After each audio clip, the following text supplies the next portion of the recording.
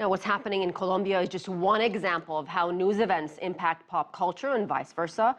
I'm joined by Imani Cheers, an assistant professor of media and public affairs at George Washington University right here in Washington, D.C. Imani, welcome. Thank you for having me. So how important are things like songs and television shows when we talk about pop culture and society?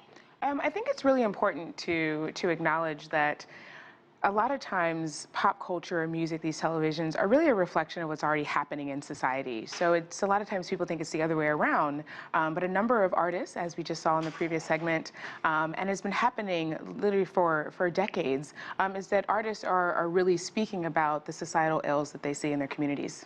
Let's run through some examples of influential productions. In the United States, a television show 24, a very popular program, debuted just months after the September 11 terror attacks. It features a government agent who uncovers terrorist plots. It's rather violent. Yep. People who watched this show were more likely to think that torturing detainees is an effective way to gather intelligence. Effective. So how does entertainment actually shape public opinion? It's very true. 24 is a great example because it came on network television. Another great show would be Homeland. Even looking at The Wire, or all of these programs that really dealt with the way in which law enforcement is dealing with a series of unfortunate circumstances. And on the one hand, I think it's a great way to shed light on certain issues, but on the other hand, it's entertainment. And I think people need to also understand that that's what it is. You're going to heighten certain things for entertainment value, because that's the purpose of television. But a lot of times it also sheds lights on things that sometimes people wouldn't think about, don't know about, and hopefully they'll begin to care about. And you got to wonder if there are ethical concerns as well. Let me ask you about Netherlands, a show called The Big Donor Show. Apparently it aired in 2007. Sure. The premise was a terminally ill woman who would give her kidneys to one of the 3 patients in need. They had to make their case about why they were worthy. Sure. But there turned out to be a big twist. The supposed donor wasn't really sick. It was all designed to raise awareness about the need for organ donors in the Netherlands. It worked. Tens of thousands of viewers signed up to become organ donors the very next day. So this stuff is powerful.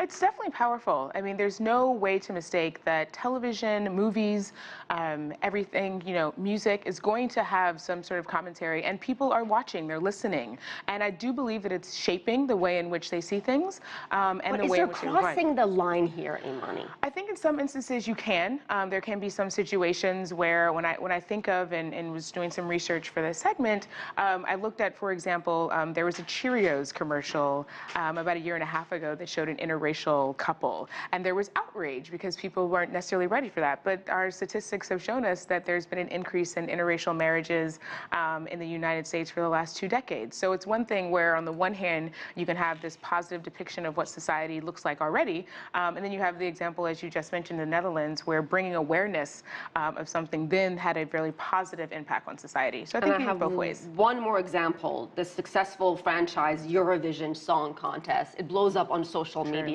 every year. It's launched music careers going all the way back to Celine Dion, who, I didn't know this, but she appeared on the show back in 1988. Wow. Today, of course, she's one of the most successful entertainers around the world. Exactly.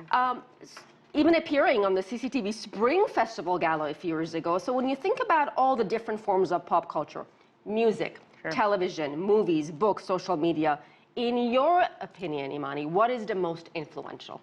Oh, that's a good question. I'm going to probably take the road out and say multimedia. I think it's a combination. I would like to say that I think television in particular has a very wide reach. Music, everything, the way where you can buy it, you can stream it, it's going to come in.